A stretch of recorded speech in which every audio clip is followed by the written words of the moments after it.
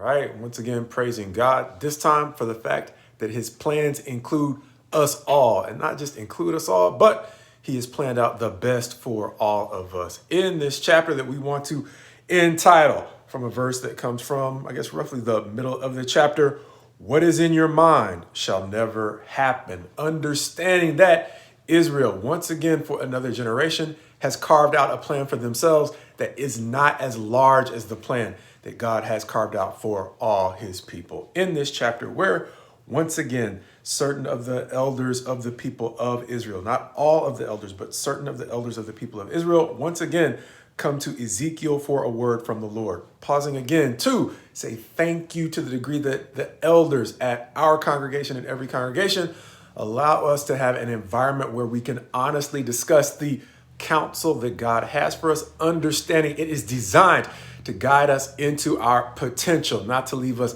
comfortable where we are at. So to the degree it is a word of encouragement, of course, we thank God for the encouragement, but to the degree he is challenging us as, or at least through these words to his priests, his prophets, his elders, and his people, it's challenging us to reevaluate some things. We pray that we are able to evaluate them and reevaluate them and move forward in a better way. And we thank you for leadership that allows us to candidly discuss the word and not tiptoe around the passages. So thank you to his leaders and his people everywhere, insofar as we have a word or a mind to look at his word and make the changes we need to make. With that, though, let's go on and talk about bit by bit or section by section what it seems is going on here, as the elders or certain elders of the people of Israel are once again coming to God by way of Ezekiel for a word, at which point God in verse 4 is going to say, no, I am not going to inquire or let you inquire of me in a situation where you're doing things that are completely inconsistent with what I've asked you to do.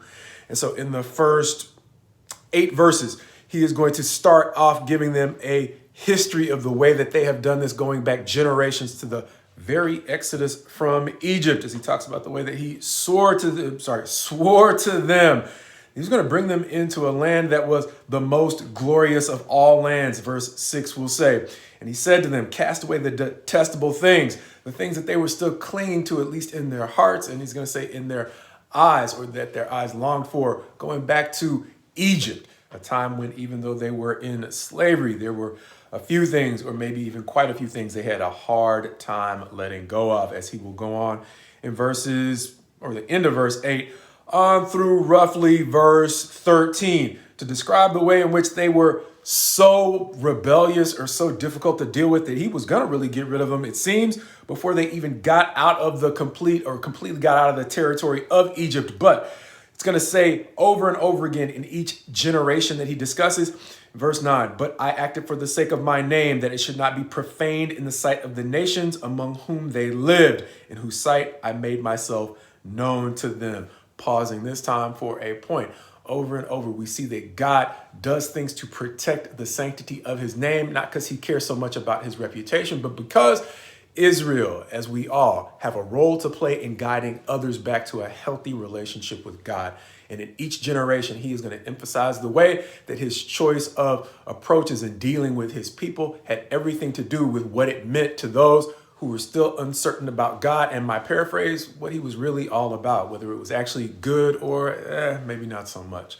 And so in that regard, going all the way back to the Exodus, God thought about the impression that even his discipline of his people would have on those who were still on the fence about whether or not he was trustworthy. And so he stalled them out, as we would say, until he got them out into the wilderness, giving them a second chance to do right. A second chance, of course, that they made a mess of. And so he walked a generation around the wilderness that he will describe in the second half of verse 13, going on through verse 16. And so he got rid of that generation in the famous 40 years, or the famous 40-year march. And in verses 18 through roughly 21, he's going to talk about the way he shifted gears and focused on growing their next generation, who simply repeated the same mistakes.